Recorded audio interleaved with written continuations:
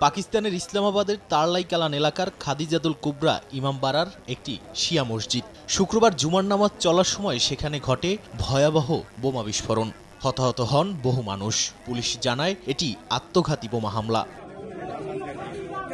বিস্ফোরণ ঘটানোর আগে হামলাকারীকে দরজার কাছে থামানোর চেষ্টা করলে নিরাপত্তা বাহিনীর সঙ্গে তার গুলি বিনিময় হয়। এক পর্যায়ে হামলাকারী দরজার সামনেই বোমা বিস্ফোরণ ঘটায়। এতে বহু মানুষ হতাহত হন। জেলা প্রশাসন জানায় আহতদের অনেকের অবস্থা আশঙ্কাজনক হওয়ায় পিমস পলিক্লিনিক ও সিডিএ হাসপাতালে জরুরি অবস্থা জারি করা হয়।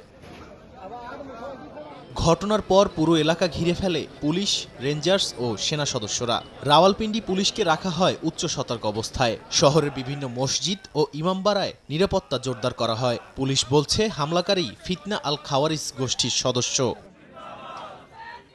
বিস্ফোরণের ঘটনায় নিন্দা জানিয়েছেন দেশটির প্রেসিডেন্ট আসিফ আলী জারদারি ও প্রধানমন্ত্রী শাহবাজ শরীফ। নিহতদের পরিবারের প্রতি সমবেদনা ও আহতদের সর্বোচ্চ চিকিৎসার নির্দেশ দিয়েছেন তারা। দেশটির সংসদ বিষয়ক মন্ত্রী তারিক ফজল চৌধুরী এ ঘটনার পেছনে ভারতকে দায়ী করেছেন। বিস্ফোরণের ঘটনায় ইরানের রাষ্ট্রদূত নিন্দা জানিয়ে বলেন, পাকিস্তানের জনগণের শোকে পাশে আছে তেহরান। পাকিস্তানের রাজধানীতে বড় ধরনের আত্মঘাতী হামলার ঘটনা নতুন নয়। গত বছরের নভেম্বরেই আদালতের সামনে বিস্ফোরণে নিহত হন অন্তত 12 জন। 2008 সালে ম্যারিয়ট হোটেলে হামলায় মারা যান 60 জনের বেশি মানুষ। নতুন করে হামলার ঘটনায় নিরাপত্তা ব্যবস্থা নিয়ে প্রশ্ন উঠেছে। নাদিম মারজান, সময় সংবাদ।